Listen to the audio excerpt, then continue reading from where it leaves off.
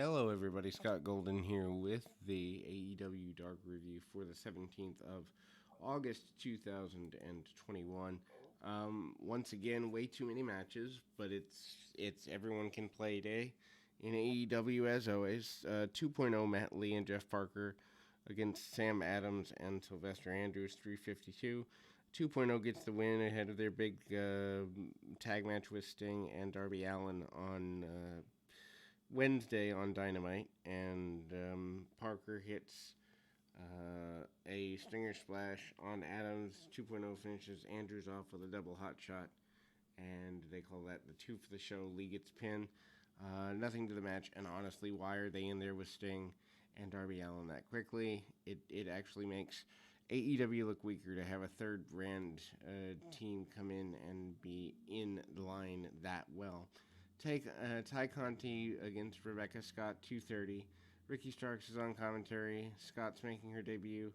Conti is continuing to roll along quite well and gets the crowd behind her pretty easily. She wins with some judo throws, a pump kick, and a stomach buster, and the DDT, and ultimately could be a ladies champion at some point.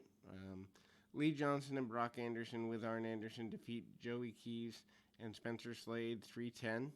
Thunder Rosa replaces Starks on commentary, talking about AEW charity deals with the local food bank, which is cool. Anderson gets Keys into the corner and hits some shoulders, and then Anderson hits a DDT on Keys for the win. Not a bad match, but I wish they had more direction behind Anderson.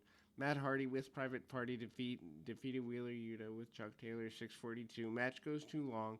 Hardy in his 40s doesn't need to be going this long with talent that, is meant to be enhancement. Nothing against Wheeler Yuta, but it just doesn't make sense. Hardy sends Yuta to the floor and gets into a argument with Private Party and drop kicks Yuta through the ropes into the barricades. Back in the ring, Hardy gets a near fall off a neck breaker. Yuta tries to come back, and Hardy cuts him off with a sleeper. Yuta escapes and hits a sleeper of his own. Hardy escapes that, and then Yuta hits an enziguri and a shotgun drop kick and gets a almost cover. Hardy then comes back with a side effect and hits Twist of Fate. Yuta then escapes and hits an angle slam. Yuta then goes to the top, but gets distracted by Private Party. Hardy then follows up with a superplex, but Yuta pushes him off the top rope.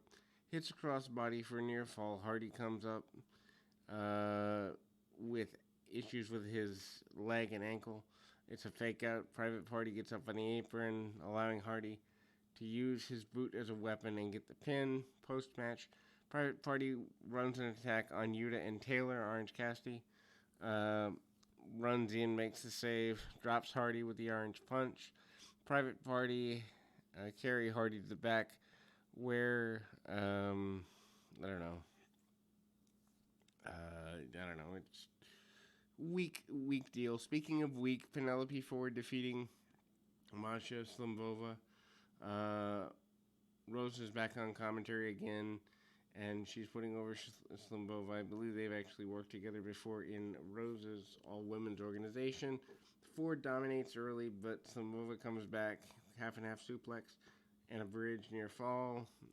Juicebox and tries to tie her opponent up with the Muda Lock and gets the win. Post-match, Ford attacks Slimbova, and Rosa leaves the commentary task to make the save. I don't know. That's a waste of Thunder Rosa, to be honest. Chris Statlander with Best Friends defeat Kiera Hogan. I know the age-old wrestling tradition of let's job you out when you're brand new to a company. I hate it, and it doesn't make sense. Hogan made her debut day before on Elevation last night. Overkill gets defeated by Hikaru Shida. Best Friends are dressed in matching tracksuits, and this didn't seem to matter to Starks or tags on commentary. Hogan looks great. She's got a lot of potential. Enjoyed her back in her Shine days. And gets a long delayed vertical suplex.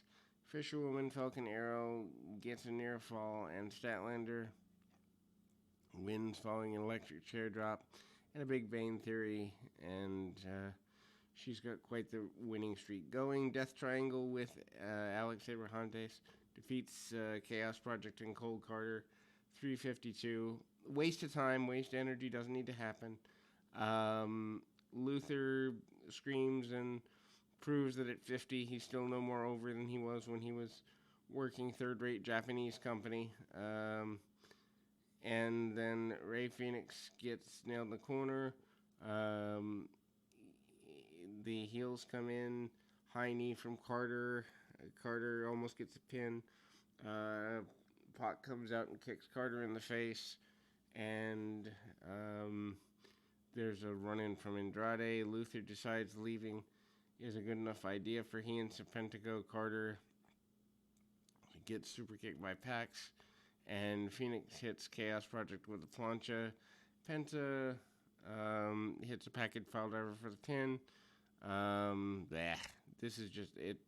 The crowd likes it, and that's where I wonder if wrestling has passed me by sometimes. Nyla Rose defeats Tina San Antonio. 38 seconds. Why even have her get dressed for this? San Antonio is from New York City and loses to the Beach Bomb.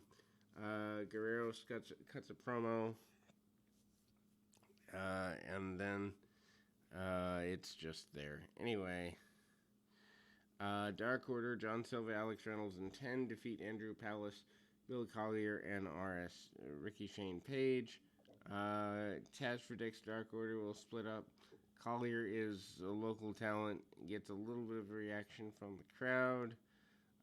This is AEW Return.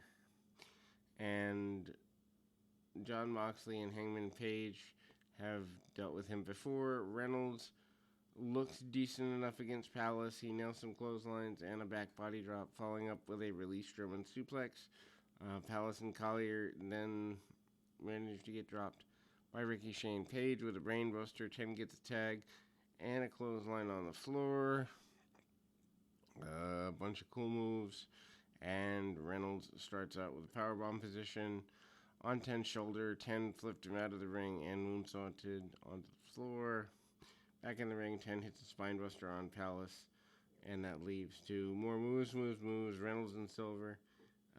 Palace gets a full Nelson into the full Nelson slam by 10 for the victory. Frankie Kazarian defeat Brandon Cutler with Michael Nakazawa, 5:53. Kazarian is a talented guy who's nearing retirement. Cutler has a job because he knows how to wash the Bucks tights. I don't know. This is just it's a useless comedy match that doesn't need to be here. And Nakazawa and Cutler both have jobs because this is an extension of PWG Let's Be Friends. Anyway, Nakazawa flies all over the place. And Cutler's on the top rope. Kazarian catches him, slams him off the top. Nakazawa trips Kazarian, and Cutler takes advantage. Stupid looking elbows, and things look goofy. Nakazawa then throws cold spray to Kazarian, and Kazarian tries to use it, and then they do more comedy, but at least the right guy wins with, in fact, Kazarian getting the victory. Varsity Blondes with Julia Hart and Jurassic Express defeat Wingman, Peter Avalon, JD Drake, Cesar Bononi, and Ryan Nemeth, 7:48. Why this needs to be here, no one knows. The Express gets a win ahead of their tag team title match on Wednesday in Houston. Obviously, the Bucks don't care enough about business to do business and put Jurassic Express, a team that actually matters, over, but we can hope. Anyway, crowd is behind Jungle Boy, who starts the match with Avalon. Jungle Boy clears the ring and stands tall. Pillman Jr. gets in and works over Drake, and Griff Garrison gets into trouble in the heel corner. Drake works him over with some chin locks. Spinoni tags Garrison into the corner. Drake follows up with a cannonball. Nemeth hits a Hangman neckbreaker on Grayson. And Avalon follows up with a top rope splash for a near fall. Garrison then hits Avalon with a boot and a tag to Luchasaurus, destroying all the heels. He hits tail whip on Drake, and Gorilla presses Avalon into his partner. Post-match, Luchasaurus puts Hart on his shoulders, and the Blondes put Jungle Boy on their shoulders. And then we go Dante Martin defeating Lee Moriarty. Dante Martin is overpushed. Moriarty is from the Pittsburgh area, making his AEW debut. They pop the crowd with a handshake to start the match, and then they do the dueling chant things.